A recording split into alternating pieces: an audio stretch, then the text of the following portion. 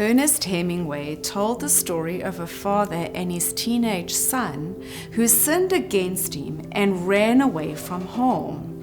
The father searched all over Spain for his son, and finally he placed an ad in Madrid's newspaper that read, "Paco, meet at Hotel Montana, noon Tuesday. All is forgiven.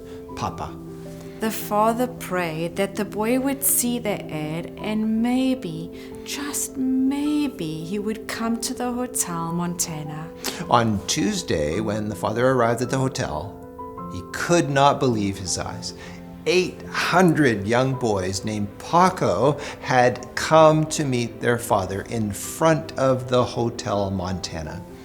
800 boys named Paco read the ad in the newspaper and hoped it was for them. 800 Pacos came to receive the forgiveness they so desperately needed. Who do you need to forgive? Daniel needed to forgive the Babylonians who had mutilated his body. The Bible says they had made him a eunuch, fixed him physically, so he could never have children of his own. Yet you never hear a word of complaint from Daniel about this harsh treatment he suffered at the hands of the Babylonians. Instead, Daniel treated his enemies with tender love and respect, without a trace of holding a grudge. So think of this. We are told that Daniel's book was written especially for the time of the end.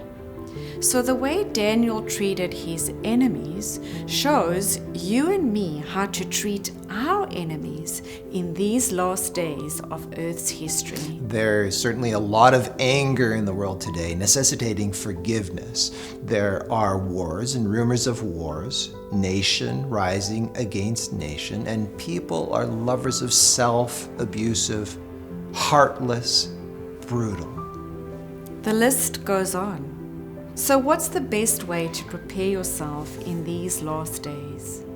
You and I need the spirit of forgiveness, to love as Jesus loved when he proclaimed, "Father, forgive them, for they do not know what they are doing." Forgiveness does not mean that when someone abuses you, what they did to you was in any way correct. No, never. It's not okay.